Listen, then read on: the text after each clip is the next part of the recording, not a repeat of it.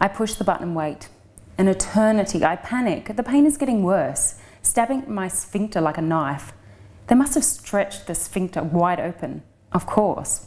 How else would they get in there? Down my throat? Oh God. The hands of a full-grown man went into my rectum and went to town with scalpels and retractors and pseudothread. The pain isn't directly on the wound, but all around it. A blown sphincter. He's finally arrived. Robin? Yes? Do they stretch your butthole open wide enough to fit multiple hands into it? Yes, I'm afraid so. That will be the source of most of the pain when the anaesthesia wears off in a few minutes. In a few minutes. I need pain medication right now. The thought that it might take a while for painkillers to work scares me so much that I think I'm going to throw up. I've held out against the pain too long, and now I'll have to wait ages for the shit on my ass to stop hurting. I've got to learn to give in to pain and become a patient who'd rather ring too soon for medication than have to make it through the minutes it takes for the stuff to kick in. There's no medal for holding out against pain, Helen. My asshole has been fatally distended. It feels as if the hole is as big around as my entire ass. There's no way it will ever close normally again. I think they purposefully inflicted additional pain during the operation. I was in this same hospital a few years ago.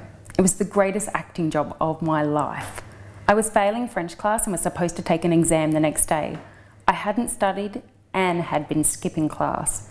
I had faked being sick for the previous exam. I'd pretended I had a migraine so Mum would give me a note. This time, it had to be something more convincing.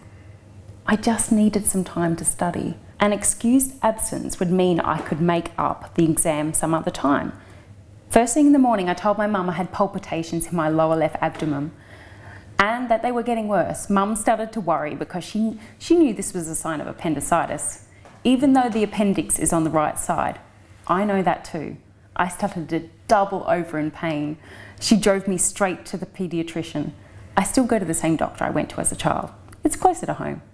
He laid me on a stretcher and began to press on my abdomen. He pressed on the left side and I shrieked in pain. He pressed on the right and I didn't make a sound. It's unmistakable. Acute appendicitis. You've got to take your daughter to the hospital right away. There's no time to stop off at home for her pajamas. You can drop them off later. This kid's got to get to the hospital. If it ruptures, it'll infect the entire body and she'll need a blood transfusion. I thought to myself, what kid? Off to the hospital. This one. Upon arrival, I put on the same show. Left, right, all the right reactions, like a game. Emergency operation. They cut me open and find an appendix that's not infected or swollen at all. They take it out anyway. You don't need it. And if they left it in and sewed you up, you might just come back at some stage with real appendicitis, which would be doubly annoying. But they didn't tell me they took it out. My mother did. When she caught me lying another time, she said, I can't believe anything you say. You lied to me and all the doctors just to get out of a French exam. They took an uninfected appendix out of you. How do you know that? Mothers know everything. The doctors told me outside the operating room they had never encountered anything like it before, so I know what a liar you are. At least I knew it was out.